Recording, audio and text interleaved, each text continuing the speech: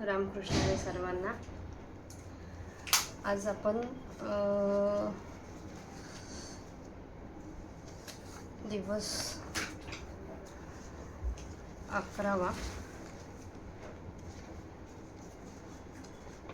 11व्या दिवसाच्या 30 ओव्या आपण आज पठण करणार आहोत. आता श्रीकृष्ण अर्जुनाला उत्तर देतो की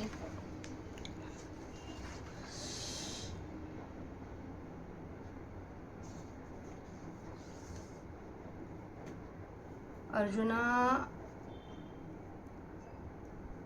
आर्यांनी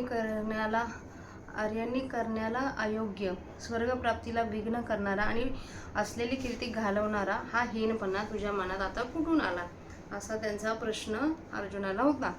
तर त्यावर अर्जुनाने त्यांना सांगितलं की हे मधुसूदना, भीष्मावर आणि द्रोणांवर युद्धामध्ये उलट बाण टाकून मी कसं बरं युद्ध करू, हे कारण काय पूजनीय आहे का, असा अर्जुनाने प्रश्न परत श्रीकृष्ण भगवंताला गेला.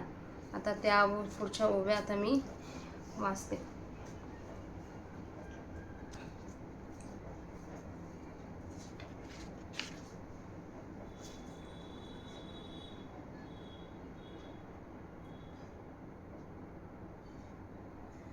अर्जुन उवाच कथा भीष्ममहं संख्ये द्रोणं च मधुसूदन ईशुभिः प्रतुयत्सामी पूजाहारवरिसूदना देवा हि तुलेवरी बोलावे न लगे अवधारी आदि तुची चित्ती विचारी संग्राम मोहा हे झुंज नवे प्रमादू येथ प्रवर्तली आदिसे ते बांधू हा उघडा लिंग भेदू ओढवला आम्हा देख माता पित्रे अर्चिजती सर्वस्वे तोष पाविजिते तिये पाठिके विवदजते आपुला हाती देवा संत वृंद नमस्कारिजे का घडे तरी पूजिजे हे वाचुनी खेवी निंदजे स्वये वाचा तैसा गोत्र गुरु आमुचे इथे यात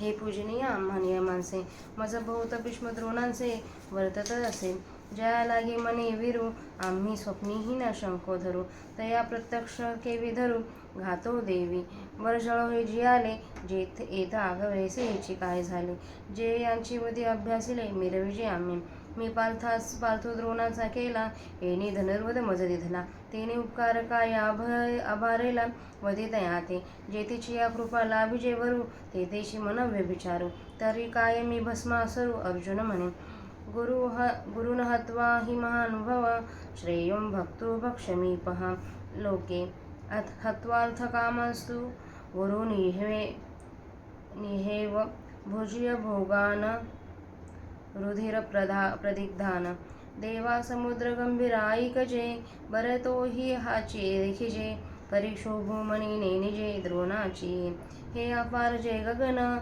वरतया हि होईल मान परी अगाध भले गहन हृदये यासे वरी अमृत हि विटे हे काळवश व्रज्र फुटे परी मनोधर्मुन लोटे विकरा विलाहा स्नेहा लागी माये मनपती ते करू होय पण कृपात ते मूर्त आहे द्रोणी हा कारुण्याची आदी सकळ गुणांचा निधी विद्या सिंधू निरवधी अर्जुन म्हणे हा येणे माने म्हणतू वरी आम्हा लागे कृपावंतू आता सांगे का पाव येत घातू चिंतू येईल असे हेरणी वधावे मग आपण राज्य सुख भोगावे ते मने निया आघवे जीवतेसी हे नेमाने दुर्भर जे याही हुनी भोग सदर ते असुत येथवर भिक्षा मागता भली ना तरी देश त्यागे जाईजे का गिरी कंदर सेविजे परिशस्त्र आता न धरिजे यावरी देवा नवनशिती क्षरी वावरोनी यांचा जिवारी भोग घेवसावे रुधरी उडाले ते काढून काय थिजिते लिप्त केवी सेविजते मजन हे उपपत्ती याची लागी ऐसे अर्जुन ती अवसरी म्हणे श्रीकृष्ण अवधारी परी ते मना इनयेची मुरारी ऐकोनिया हे जाणून पार्था भियलू मग पुनरपी बोले लागला म्हणे देवा का चित्त या बोला देतेचे ना न चैतद विद्या कतरन नौघिरा गरियो यदा वाम जयेम यादी वान जयो याने महत्वान जिजा विषामस्ते वस्थित प्रमुख धातराष्ट्राः एरवी माझ्या चित्ती जे होते ते मी विचारून बोलिले येथे परिनिघे काय या फरवते ते तुम्ही जाण पै वैरू जयासे ऐकिजे या आणि बोलीचे प्राणू सांडिजे ते येथ संग्रमा व्याजे उभे आहाती आता ऐसे आते वधावे की अवेरुनी या निघावे या दोहांमझी काही करावे ते नेनु आम्ही कार्पण्य दोषापहत स्वभाव पृच्छामि त्वां धर्मसम्पूर्ण चेतः यत श्रेयाय स्यान्निश्चितं ब्रूहीतनं मे शिष्यतेऽहं शाधीमा त्वां प्रपन्नम् आम्हा काय उचित ते पाहता न स्फुरेत जे मोहे निश्चित व्याकुळ माझे तिमिरा वृद्धी जैसे दृष्टीचे तेज भ्रंशे मग आपाससी आता असं जाणीतेसे वस्तू जात देवा मज जैसे झाले जे मन हे भ्रांती ग्रासिले आता काय हिता आपुले तेही नेणे तरी श्रीकृष्ण तू जाणावे निकेते आम्हा सांगावे जे सखा सर्वस्व आघावी आम्हा सेतू तू गुरु बंधू पिता तू आमुची इष्ट देवता तूची सदा रक्षिता आपदी अमुते जैसा शिष्या ते गुरु सर्वता नेणे अभेरू की सरिता ते सागरू तेजी केवी ना तरी अपत्या ये माई सांडुनी जरी जाई तरी ते कैसुनी जी ऐके कृष्णा तैसा सर्वापरी अम्मासी देवा तूचे कहासी आणि बोलले जरीनो मानसी मागील माझे तरी उचित काय आम्हा जे व्यभिचरे ना धर्मा ते जडकरी पुरुषोत्तमा सांगे आता आपण ओवी क्रमांक 63 पर्यंत आलो आहोत आता त्यांचा मराठीत अर्थ ऐकूया मी वाचते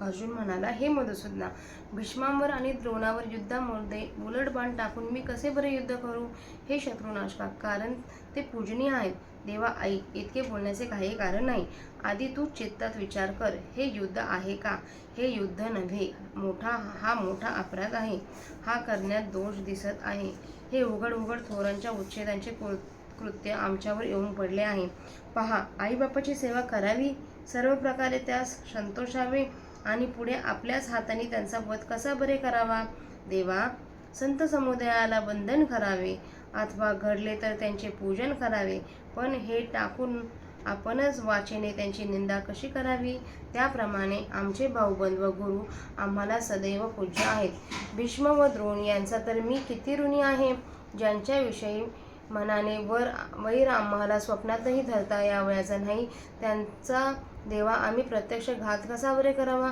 यापेक्षा आग लागू या जगण्याला सगळ्यांनाच आज असे काय झाले आहे जो आम्ही शस्त्रविद्येचा अभ्यास केला त्याची प्रौढी यांचा वध करून मिरवायचे आहे का मी पार्थ द्रोणांनी तयार केलेला त्यांचा चेला आहे त्यांनीच मला धनुर्विद्या दिली त्या उपकारांनी दडपलेला मी त्यांचा वध करावा काय अर्जुन म्हणाला ज्यांच्या कृपेने वराची प्राप्ती करून घ्यावी त्यांच्यावरच मनाने उलटावे असे मी काही भस्मासूर आहे महान योग्यतेच्या आशा गुरुजनांना न मारता या लोकी भिक्षावृत्तीचा देखील अंगीकार करणे श्रेयस्कर आहे गुरुजनांचा वध केला तर त्यांच्या रक्ताने माखलेले विषय भोग कसे भोगता येतील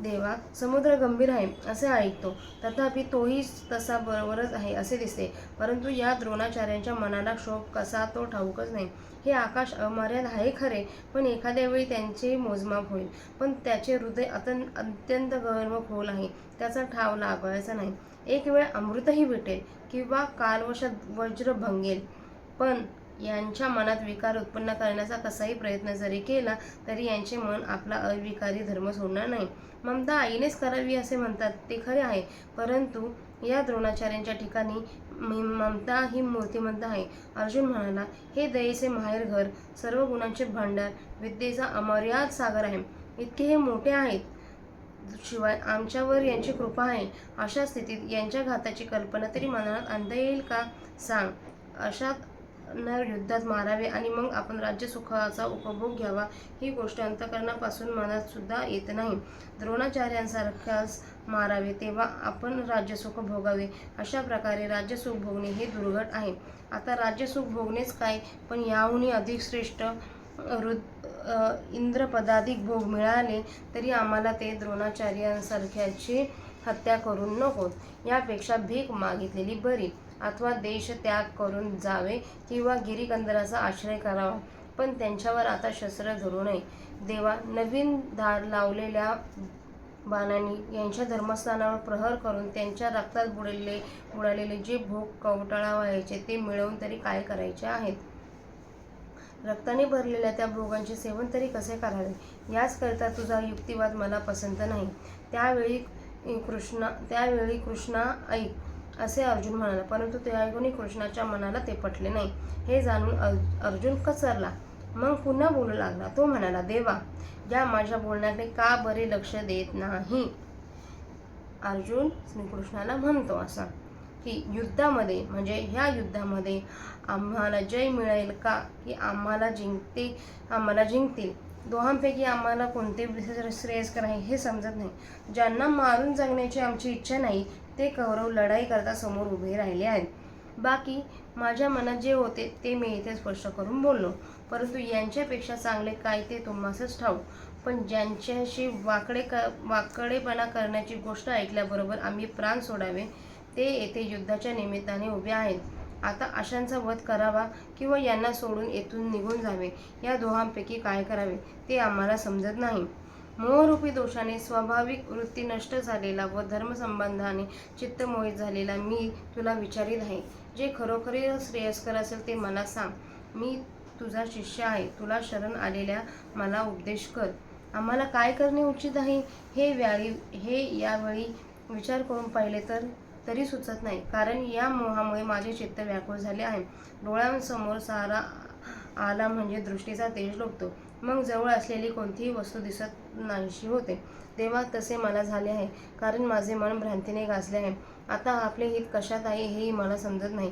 तरी कृष्णा, तू या संबंधाचा विचार करून पहा आणि कल्याणकारक ते आम्हाला सांग. कारण आमचा सखा, आमचे सर्व काही तूच आहे. तू आमचा गुरु, बंधू, पिता, तू आमचे इष्टदेवता. संकट समयी नेहमी तूच आमचे रक्षण करणारा आहे. शिष्याचा अवेर करण्याची गोष्ट गुरुच्या मनातही मुळात ज्याप्रमाणे येत नाही, किंवा समुद्र नद्यांचा त्याग कसा करेल, किंवा कृष्णा ऐक, मुलाला आई जर सोडून गेली तर ते कसे जगेल, त्याप्रमाणे देवा, सर्वतोपरी तूच एक आम्हाला आहेस. आणि आतापर्यंतचे माझे बोलणे जर तुला पटत नसेल, तर जे आम्हाला उचित असून धर्माला विरुद्ध नसेल ते पुरुषोत्तमा चटकन आता मला सांग पाहू. असं श्रीकृष्णाला अर्जुन विचारतो की मला आता याच्यामध्ये मार्ग दाखव. तर याच्या पुढचा आपण पुढील भागात ऐकूया. काही चुकलं माकलं असेल तर पोटात घ्या, म्हणजे चांगलं असेल ते मनात घ्या. थँक्यू सर्वांना. रामकृष्ण हरी.